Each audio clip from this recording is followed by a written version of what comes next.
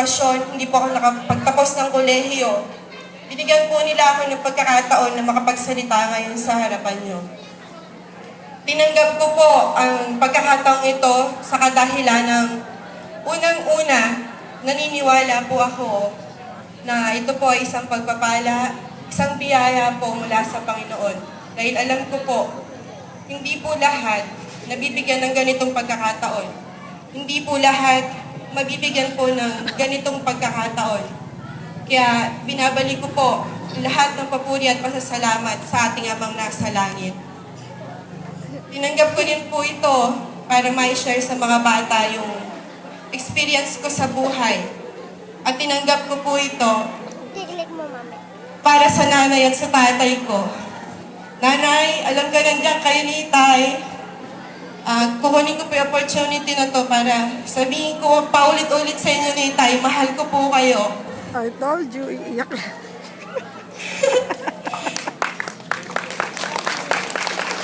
Ikukwento ko po sa inyo yung kwento ng buhay ko. Wala po akong babasahing papel na speech para sa inyo. Ikukwento ko po kung ano po ako, kung ano ang meron ako, at kung ano po yung kakayahan ko.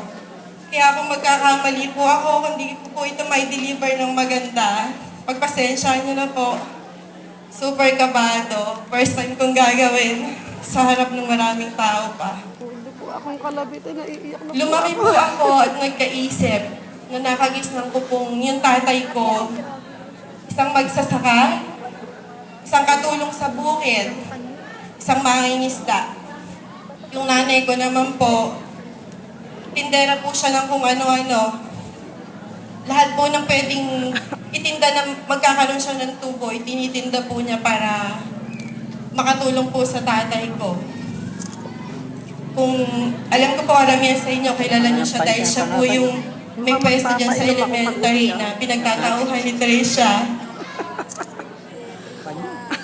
Bilang panganay po sa 6 na magkakapatid, bilang ate sa kanila, pag umalis po yung nanay at tatay ko para magtrabaho, sa akin po naiiwan lahat ng obligasyon sa bahay.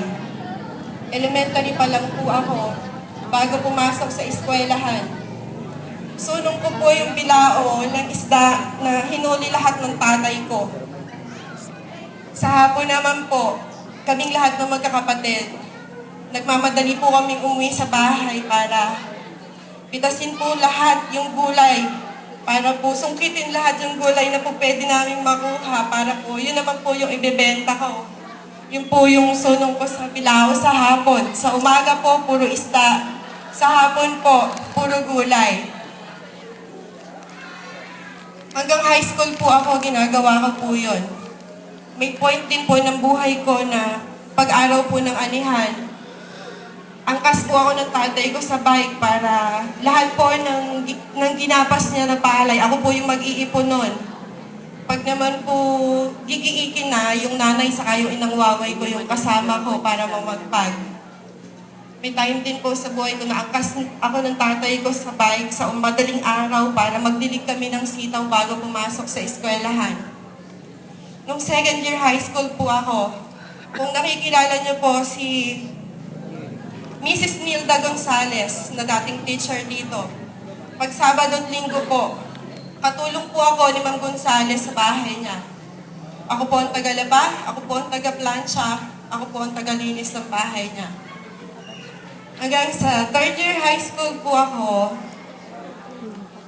naging majorette po ako. Nakasama po ako sa banda ng musiko at naging majorette po ako.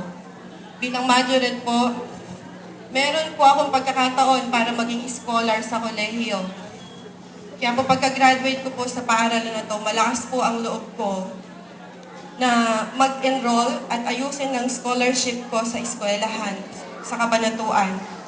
Pero kinausap po ako ng nanay at tatay ko. Tinapat po nila ako na hindi ako nila kayang pag-aralin. Nadagdagan pa po yun ang sinabi ng inang ko na bago ka makapagpatapos ng isang kolehiyo, dapat meron kang 1 hektaryang lupa para mapatapos mo. Talagang doon po ako tuluyang nagising. Yun po ang nagsampal sa akin na ganun pala talaga kami kahirap dahil hindi ako makakayang pag-aralin ng magulang ko. gaano pa po, ay 6 po kaming magkakapatid. Nung time po na yon, talagang doon po, na nagising na ako na gano'n kami kahirap. Nung gumuho na yung mundo ko, iyak ako ng iyak kasi hindi na ako makakapag-aral. Hindi ko na makakamit yung pangarap ko. Pero bumangon po ako dahil sabi ko po, hindi naman ako mapag-aaral ng luha ko. Kaya po, after ng graduation, naghanap po ako ng trabaho at ang nakatulong po sa akin ay yung anak ni Mrs. Ruth Sanchez. Natulungan po ako ni Ate Mimina maging sales lady po sa Pacific sa Cabanatuan. Hanggang sa dumating po yung pagkakataon na makapag-abroad na po ako, na sabi ko po malalampasan na namin yung hirap ng buhay. Lahat po ng tao na namamaliit dahil mahirap lang kami. Sabi ko po mag-a-abroad ako para makatulong ako sa nanay at tatay ko. Nung nakapag-abroad po ako, ginawa ko po yung lahat para mapag-aral yung mga kapatid ko. Dahil ayoko pong maranasan ng mga kapatid ko yung naranasan ko sakit ng loob na gusto ko pong mag-aral pero hindi po mapag-aaral ng magulang ko. Kaya po sa tulong ng nanay at tatay ko, sa pagsisikap ko rin po, proud po akong sabihin sa inyo ngayon, may 2 nurse po akong kapatid, may 1 pulis po akong kapatid. At yung bunso po namin, alam ko pong kilala ng karamihan ng teacher dito, si Jeric Magria po. Sa kasalukuyan po, nag-aaral po siya ngayon sa Midway. Kaya po, muli po, sa lahat ng kabutihan sa buhay namin ng pamilya ko, ng Panginoon, tunay po na pinabalik ko lamang lahat ng pasasalamat, pagsamba at pagdakila sa ating Panginoon.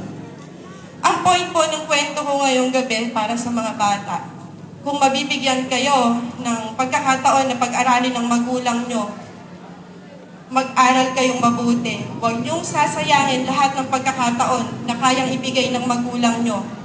Sa mga bata naman po na hindi papalarin, kagaya ko, na hindi makakapag-aral, huwag po kayong mawawala ng pag-asa sa buhay.